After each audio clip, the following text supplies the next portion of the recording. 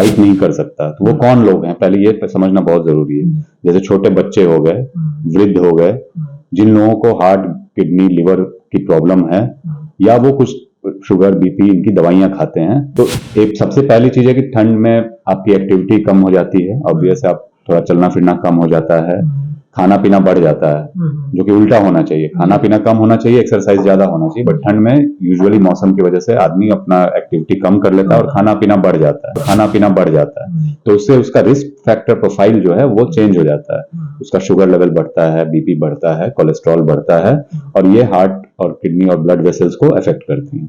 उससे फिर heart attack, stroke, इन सब चीजों की फ्रीक्वेंसी बढ़ जाती है। ये बिल्कुल फैक्ट है। खासकर अर्ली मॉर्निंग, बिल्कुल सुबह का जो टाइम होता है, उस समय अगर कोल्ड एक्सपोजर हो तो उस समय ये सब हार्ट अटैक और स्ट्रोक के चांसेस बहुत बढ़ जाते हैं। पनोरमा ग्रुप, जो सोचता है वो करता है। नमस्कार, भारत लाइव देख रहे हैं आप। अक्सर आप राजनीति की खबरों से रूबरू होते हैं भारत लाइव पर, लेकिन अब देखिए बदलते मौसम के साथ आपको बीमारियों से जुड़ी खबरें भी बतानी बेहद जरूरी हो गई है, क्योंकि ठंड का मौसम अब आ चुका है और इस ठंड के मौसम में ऐसी बीमारियां उत्पन्न हो जाती हैं, और खास तौर पे अगर बात करें तो हृदय रोग से संबंधित बीमारियां सबसे ज्यादा बढ़ती हैं। इस ठंड में देखा जाता है किसी भी उम्र के व्यक्ति को इस वक्त हार्ट से संबंधित बीमारियां उत्पन्न हो जाती है, जैसे परेशानियां होती हैं, अचानक से दिल की धड़कनें बढ़ जाती हैं, अचानक से कुछ ऐसा होने लगता है जिस वजह से मन घबराने लगता है। तो इन तमाम बीमारियों का निदान क्या है, क्यों मन घबराता है, इसका कैसे निदान किया जा सकता है, इन तमाम विषयों पर बातचीत करने के लिए आज हम पहुंच चुके हैं आरोग्यम हॉस्पिटल में डॉक्टर निशांत त्रिपाठी जी के पास में। इनसे बातचीत करेंगे, हृदय रोग विशेषज्ञ हैं।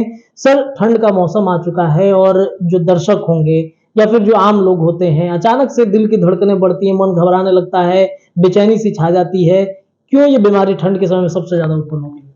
जी नमस्कार। एक्चुअली ठंड में दो तीन चीजें बहुत इंपॉर्टेंट है समझना।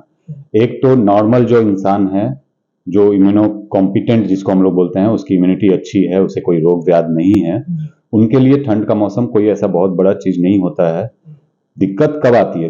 दिक्कत आती है जब आपका शरीर किसी वजह से इम्यूनो कॉम्पिटेंट नहीं है, मतलब वो फाइट नहीं कर सकता, तो वो कौन लोग हैं पहले ये समझना बहुत जरूरी है। जैसे छोटे बच्चे हो गए, वृद्ध हो गए, जिन लोगों को हार्ट, किडनी, लिवर की प्रॉब्लम है, या वो कुछ शुगर, बीपी इनकी दवाइयां खाते हैं, तो इन लोगों में उनके शरीर में रोग से लड़ने की क्षमता थोड़ी कम होती है, उनमें प्रॉब्लम आती है। तो सबसे पहले तो आपको देखना है कि आपको या आपके आसपास के लोगों को ये कैटेगरी में है कि नहीं। अगर उन कैटेगरी में है तो ठंड में क्या चेंजेस आते हैं जिनकी वजह से प्रॉब्लम आती है। तो एक सबसे पहली चीज है कि ठंड में आपकी एक्टिविटी कम हो जाती है, ऑब्वियस आप थोड़ा चलना फिरना कम हो जाता है, खाना पीना बढ़ जाता है, जो कि उल्टा होना चाहिए। खाना पीना कम होना चाहिए, एक्सरसाइज ज्यादा होना चाहिए, बट ठंड में यूजुअली मौसम की वजह से आदमी अपना एक्टिविटी कम कर लेता है और खाना पीना बढ़ जाता है, तो उससे उसका रिस्क फैक्टर प्रोफाइल जो है वो चेंज हो जाता है। उसका शुगर लेवल बढ़ता है, बीपी बढ़ता है, कोलेस्ट्रॉल बढ़ता है, और ये हार्ट और किडनी और ब्लड वेसल्स को अफेक्ट करती हैं। दूसरी चीज ये है कि ठंड की वजह से भी वो ब्लड वेसल्स जो होती हैं वो संकुचित हो जाते हैं, श्रिंक कर जाते हैं, स्पाज्म हो जाता है, उससे फिर हार्ट अटैक, स्ट्रोक, इन सब चीजों की फ्रीक्वेंसी बढ़ जाती है। ये बिल्कुल फैक्ट है। खासकर अर्ली मॉर्निंग, बिल्कुल सुबह का जो टाइम होता है, उस समय अगर कोल्ड एक्सपोजर हो तो उस समय ये सब हार्ट अटैक और स्ट्रोक के चांसेस बहुत बढ़ जाते हैं, क्योंकि उस समय सिकुड़न आ जाती है नसों में। तो अगर आपको बीपी, शुगर या आप हार्ट के मरीज हैं तो आपको कोल्ड एक्सपोजर से तो हमेशा बचना चाहिए। तीसरी चीज होती है इन्फेक्शन भी बहुत होता है, सीजनल फ्लू हो जाता है, इन्फ्लुएंजा। अभी हम लोग ने कोरोना से बचे हैं हम लोग, अब देखते हैं एक बार जब इन्फेक्शन फैलता है तो चारों तरफ फैल जाता है। तो ये फ्लू वगैरह जो इन्फेक्शन होता है, ये भी डायबिटीज के बीमार लोगों को, शुगर के बीमार लोगों को, बीपी के बीमार लोगों को, या जिनको हार्ट किडनी की बीमारियां हैं, उनमें नॉर्मल इन्फेक्शन भी अफेक्ट कर जाता है, और वो फिर जो उनका बीमार हृदय है या जो बीमार किडनी है वो इसको झेल नहीं पाते और वो काफी बीमार पड़ जाते हैं, कभी कभी हॉस्पिटलाइज होना पड़ता है, कभी कभी डेथ भी हो जाती है। तो ये ठंड में यही सब बातें मतलब ब्लॉकेज, अगर ठंड में एक्टिविटी ज्यादा रहेगी तो ब्लॉकेज कम आएगा ये। हाँ, अब इससे बचने के लिए आपको सबसे पहले ये समझना है कि कोल्ड एक्सपोजर से तो बचना है। तो अगर बहुत ठंडा वेदर है उसमें बाहर ना निकलें, अपने आप को कवर करके निकलें, अगर आप बीपी शुगर के मरीज हैं तो अपनी दवाइयां टाइम पे खाएं, घर में बीपी वगैरह चेक करा लें, ठंड शुरू होने के पहले एक बार अपने डॉक्टर से मिलके अपने सारे रिस्क फैक्टर्स का जांच करा लें कि आपका शुगर कोलेस्ट्रॉल ये सब कुछ बिल्कुल ठीक ठाक है कि नहीं, दवाइयों का डोज एडजस्ट करवा लें अगर जरूरत है तो। दूसरा, अपना खान पान को कंट्रोल रखें, ये नहीं कि ठंड आते ही अपना खाना पीना बढ़ा लें। साथ में एक्सरसाइज, अब एक तरफ मैं कह रहा हूं कि ठंड में ना निकले तो आप घर में ही कुछ एक्सरसाइज करें और धूप निकलने के बाद बाहर निकले, टहलें, अपनी एक्टिविटी को कम ना करें। धूप लेना जरूरत है कि नहीं वैसे मरीजों को? बहुत ही ज्यादा जरूरत है। कोल्ड में एक बेनिफिट यह है कि जब हमारे मौसम ठीक है और धूप निकला हुआ है तो आपको आधे से 1 घंटा धूप में रहें, उस समय कोई एक्टिविटी करें, साइकिलिंग करें, जॉगिंग करें, कुछ खेल अगर कर सकते हैं आप तो बैडमिंटन वगैरह इस टाइप की चीजें खेलें। बट उसमें भी मैं फिर कहूंगा कोल्ड एक्सपोजर से बचना है। अब हवा चल रही है उसमें आप बाहर निकल गए तो उसमें बचाव करें। सर एक सवाल ये रहता है कि अब ठंड के समय में देखा जाता है, हमने कई केसेस देखे हैं पिछले कई महीनों में कि यंग जनरेशन में सबसे ज्यादा जो हार्ट का बीमारी है वो फैल रहा है। अचानक जिम से आते हैं बाहर, हार्ट अटैक आ जाता है, मृत्यु हो जाती है, कई केसेस देश भर में आ रहे हैं। तो ये यंग जनरेशन के लिए ठंड किस तरीके से बचाव करना चाहिए? करेक्ट, ये भी एक बहुत इंपॉर्टेंट मुद्दा आजकल बन गया है कि सडन जो हो रहा है वो क्यों हो रहा है। जैसे कि मैंने बताया कि ठंड में कुछ चीजें तो इफेक्ट करती हैं जो सबको करती हैं। किसी का शरीर कमजोर होता है, वो उसको झेल नहीं पाता। बाकी नॉर्मली जो यंग कॉम्पिटेंट लोग हैं उसमें प्रॉब्लम नहीं आनी चाहिए, बहुत रेयर होता है। बट जो बढ़ रहा है, क्यों बढ़ रहा है, तो पहली बात यह है, मीडिया के जरिए ये भी बताना चाहते हैं कि इतना पैनिक नहीं होना चाहिए, क्योंकि जिनको हो रहा है, चूंकि वो सडन होता है इसलिए हम बहुत डर जाते हैं। बट उनका बैकग्राउंड हमें नहीं पता होता है, क्या उनको बीपी था, उनको शुगर था, क्या वो सिगरेट पीते हैं, क्या ड्रग्स लेते हैं, ये सब तो हमें पता नहीं होता। हमें सिर्फ ये दिखता है कि वो आदमी का कुछ हो गया। हाँ, तो आप हमेशा ये समझिए कि नॉर्मल जो हेल्दी यंग आदमी है, अगर वो अपना खाना पीना ठीक रखते हैं, वेट कंट्रोल रखते हैं, उनको बीपी शुगर नहीं है, कोलेस्ट्रॉल नहीं है, नशा नहीं करते हैं, तो उनमें ये सब होने की चांसेस बहुत ही कम है। लेकिन अगर आप ये करते हैं तब आपको सचेत रहना चाहिए। अच्छा, जिम को लेकर के एक मिथ्या हो गई कि जिम करने वालों को सबसे ज्यादा मतलब हार्ट अटैक आ रहा है। हार्ड जिम कर रहे हैं जो लोग, उनको हार्ट अटैक आ रहा है। नहीं, ये भी एक मिथ ही कहेंगे। ये ऐसा नहीं है कि सारे जिम करने वालों को कुछ हो जाएगा, है ना। तो ये पैनिक नहीं होना चाहिए। दिक्कत यह है कि जिम कल्चर जो है आप अपने शरीर के हिसाब से करना है। हर आदमी सारा एक्सरसाइज नहीं कर सकता है। तो अब ये आप जहां पे भी जा रहे हैं, अगर आप उनके जिम इंस्ट्रक्टर वगैरह जो होते हैं उनसे कुछ, जैसे हम योग वगैरह की एडवाइस देते हैं, हमेशा कहते हैं कि आप किसी योगा जो गुरु हैं उनके संरक्षण में होना चाहिए। गलत योगा करने से भी आप बीमार पड़ सकते हैं, उसी तरह गलत जिम करने से भी बीमार पड़ सकते हैं।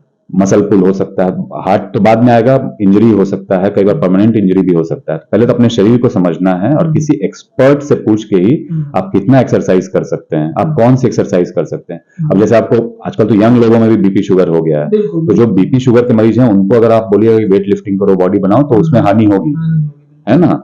तो पहले अपने बॉडी को समझिए, आप किसी एक्सपर्ट से सलाह लीजिए कि आप किस तरह का एक्सरसाइज और कितना एक्सरसाइज कर सकते हैं, तभी जाइए। तीसरी जो एक गलत धारणा आजकल दिख रहे हैं कि जिम में बहुत सारे फैक्टर्स हैं जो इन्फ्लुएंस करते हैं वो सप्लीमेंट्स वगैरह लेने के लिए, वो जिम वाले ही बढ़ावा देते हैं। हाँ, तो वो एक बहुत खतरनाक चीज है।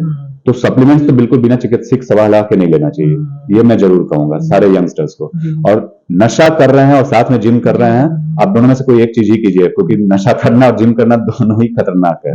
तो ये थोड़ा सा। सर एक अंतिम प्रश्न रहेगा, शादियों का सीजन चल रहा है, बहुत सारे ऐसे लोग हैं जो हृदय रोग से पीड़ित हैं और शादियों के सीजन में जाते हैं, कई तरह की चीजें आ जाती हैं सामने जो खाने के लिए मजबूर हो जाते हैं। तो वैसे में चूंकि ठंड का भी समय है, तो वैसे में उन लोगों को क्या सलाह देंगे, क्या खाएं, किस तरीके से बचाव करें? ये एक बड़ा समस्या रहता है हम लोगों के बीच में। नहीं, देखिए, जिनको हृदय रोग है स्पेसिफिकली अगर आप उसकी बात कर रहे हैं तो उनको सालों भर एक जैसा ही खाना चाहिए। ये नहीं कि शादी का सीजन आ गया तो आप अपना एंजॉय करोगे। शादी के सीजन में तो बहुत सारी शादियां करनी पड़ती है। आजकल तो लोग कहते हैं कि आज इस लगन में अगर घर में खाना बन रहा है तो बड़ा गलत है, सोशल नहीं है आप। लेकिन इसका मतलब ये नहीं कि हर जगह जाके आप खाते पीते रहें, है ना। तो आप जो हृदय के रोगी हैं उनको अपना एक डिसिप्लिन मेंटेन करना है। इसमें कहीं भी, चाहे शादी का सीजन हो या फेस्टिवल हो, आपको उसमें डिसिप्लिन कभी कम नहीं करना चाहिए। इसका मतलब ये नहीं है कि आप जा नहीं सकते और कुछ खा नहीं सकते। आप कंट्रोल रखिए और जो आपको बताया गया है, जो डाइट प्लान है आपका, एक डाइट प्लान हमेशा होना चाहिए आपको। जो रोगी हैं, मैं सिर्फ उनकी बात कर रहा हूँ, आप उस डाइट प्लान से कभी भी भटकिए मत। चलिए ठीक है सर, एक सवाल ये रहेगा दर्शकों के मन में कि हम चूंकि खबर कर रहे हैं आरोग्यम अस्पताल से, तो इतने सारे अस्पताल तो हैं पटना में, सब लोग जाते हैं, सभी जगह जाते हैं, आरोग्यम की चर्चा क्यों होती है बार बार, आरोग्यम ही क्यों हृदय रोग के लिए? देखिए, मैंने तो ये जो अस्पताल हम लोगों ने बनाया है सिर्फ इसलिए कि यहाँ पे ऑब्वियसली सारे अस्पताल हमने भी काम किया, पहले आईजीएमएस में थे और फिर पारस में थे, तो दोनों जगह के अपने अपने मैंने देखा कि मरीजों को क्या क्या परेशानियां होती हैं।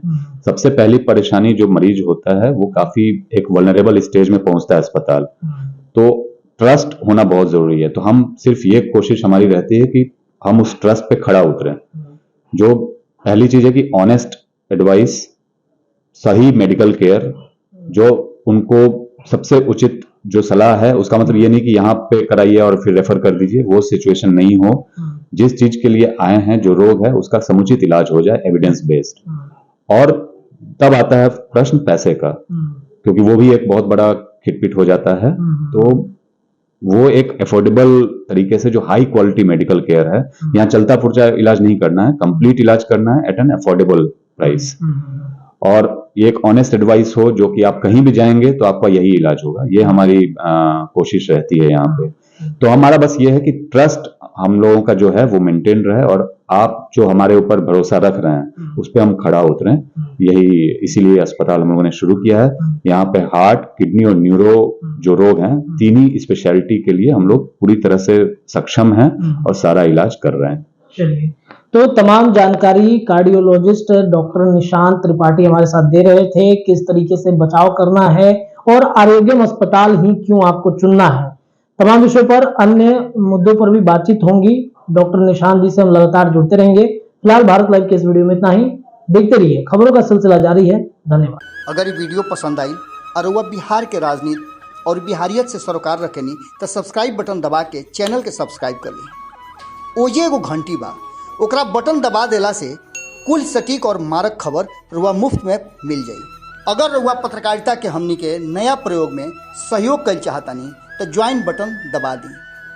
पेटीएम नंबर नोट कर ली 9386816700। धन्यवाद।